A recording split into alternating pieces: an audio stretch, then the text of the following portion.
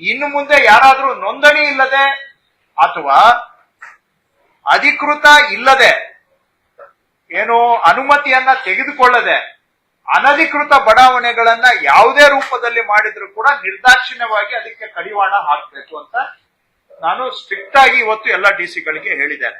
ಇದು ಮುಖ್ಯಮಂತ್ರಿಗಳ ಸೂಚನೆ. ಯಾರೇ ಬಡಾವಣೆ ಮಾಡಬೇಕಾದ್ರೂ ಅವರು ಅದಕ್ಕೆ ಬೇಕಾದಂತ ಅನುಮತಿಯನ್ನ ತೆಗೆದುಕೊಂಡು ನಿಯಮಾನುಸಾರ ಬಡಾವಣೆ ಮಾಡ್ಲಿ. ಏನ್ 10 ಅಡಿ ರೋಡ್ ಮಾಡ್ಬಿಟ್ಟು ಒಳ್ಳೆ ಕಿಷ್ಕಿಂದ ತರ ಸೈಟ್ಗಳು ಮಾಡಿ ಕೊಟ್ರೆ ನಾಳೆ ಅಲ್ಲಿ ನೀರ್ ಕೊಡೋದು ಯಾರು, ಲೈಟ್ ಕೊಡೋದು ಯಾರು? ಆ ಜನಗಳ ಪರಿಸ್ಥಿತಿ ಏನಾಗ್ಬೇಕು? ಒಂದು ಆಂಬ್ಯುಲೆನ್ಸ್ ಹೋಗಕ್ಕಾಗಲ್ಲ, ಫೈರ್ ಇದು ಹೋಗಕ್ಕಾಗಲ್ಲ, ಒಂದು ಕೂತ್ಕೊಳ್ಳಕ್ಕೆ ನಿಂತ್ಕೊಳ್ಳಕ್ಕೆ ಒಂದು ಮಗುಗೆ ಒಂದು ಆಟದ ಮೈದಾನ ಇರೋದಿಲ್ಲ. ಅಲ್ಲಿ 10 ಅಡಿ ರೋಡ್ ಮಾಡ್ತಾರೆ, 15 ಅಡಿ ರೋಡ್ ಮಾಡ್ತಾರೆ. ಎಲ್ಲಿವರೆಗೂ ಸುಪ್ರೀಂ ಕೋರ್ಟ್ನವರು ಎಲ್ಲಾ ರಾಜ್ಯಗಳಿಗೆ ಚೀಮಾರಿ ಹಾಕಿದ್ದಾರೆ. ನೀವು ರಾಜ್ಯ ಸರ್ಕಾರಗಳು ಬದುಕಿದಾವ ಇಲ್ಲ ಅಂತ ಕೇಳಿದ್ದಾರೆ. Exact words.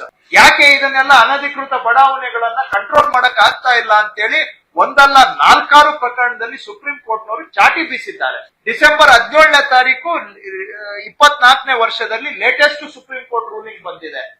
ಇದನ್ನ ಕಂಟ್ರೋಲ್ ಮಾಡಬೇಕು, ಇಲ್ಲ ಅಂದ್ರೆ ಅಧಿಕಾರಿಗಳ ಮೇಲೆ ಆಕ್ಷನ್ ಆಗ್ಬೇಕು ಅಂತ ಹೇಳಿ ಅಂತ ಸುಪ್ರೀಂ ಕೋರ್ಟ್ ಇಂದ ಡೈರೆಕ್ಷನ್ ಬಂದಿದೆ.